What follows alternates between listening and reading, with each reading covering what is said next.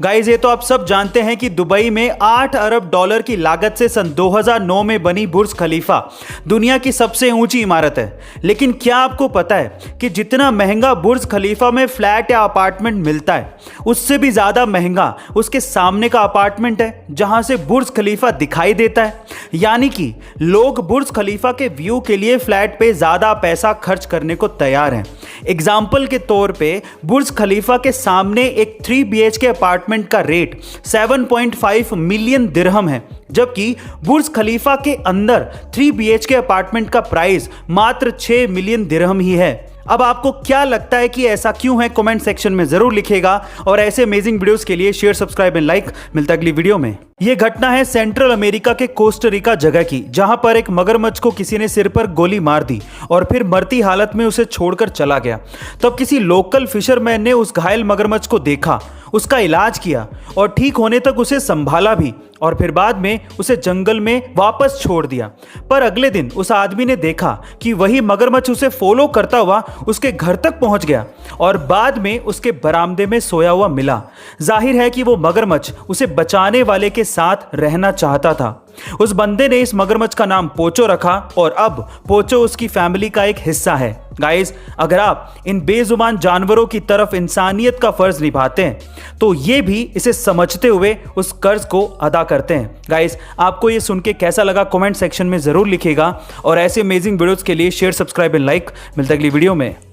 दुनिया के 4 अरबपतियों की 4 मोस्ट पावरफुल हैबिट्स में से हैबिट नंबर 3 मैंने ली है दुनिया के सबसे युवा अरबपति और फेसबुक, व्हाट्सएप और इंस्टाग्राम के ओनर मार्क जकरबर्ग से।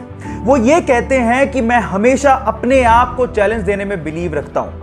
मुझे कोई फर्क नहीं पड़ता दूसरे लोग क्या कर रहे हैं और अपने आप को चैलेंज देने के बाद मैं उसको पूरा करने के लिए जी जान लगा देता हूं। रिसेंटली उन्होंने अपने आप को चैलेंज दिया है कि वो हर दिन 1 मील दौड़ेंगे, हर एक वीक में एक बुक को पूरा करेंगे और चाइनीज लैंग्वेज मैंडरिन को सीखेंगे।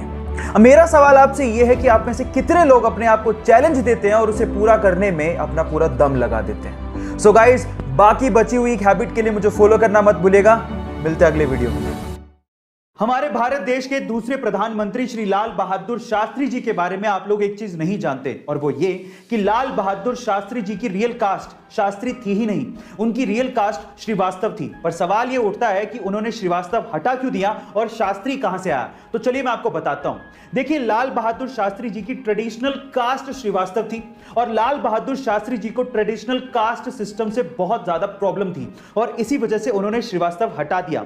लेकिन जब वो काशी विद्यापीठ में पढ़ते थे तो उन्हें शास्त्री की उपाधि दी गई थी और इसी वजह से उन्हें लाल बहादुर शास्त्री कहा जाता था। गाइस, ये इंटरेस्टिंग फैक्ट जान के आपको कैसा लगा? चैट सेक्शन में जरूर लिखिएगा और ऐसे अमेजिंग वीडियोस के लिए YouTube पे हमारे चैनल को सब्सक्राइब कर लीजिएगा। गाइस, कई बार हमें हमारी जिंदगी में डिसीजन लेने में बड़ी दिक्कत आती है। हमें समझ ही नहीं आता कि हम दिल की सुने या दिमाग की। इन दैट केस मेरे पास एक बहुत ही सॉलिड तरीका है जिसे मैं खुद भी इस्तेमाल करता हूं। अगर आपको डिसीजन लेने में दिक्कत आए तो आप एक काम करिए, आप सिक्के को हवा में उछालिए। इससे पहले कि आप लोग पूछें कि ये क्या तरीका है, मैं आपको बता दूं कि आपको हेड और टेल से डिसीजन नहीं लेने।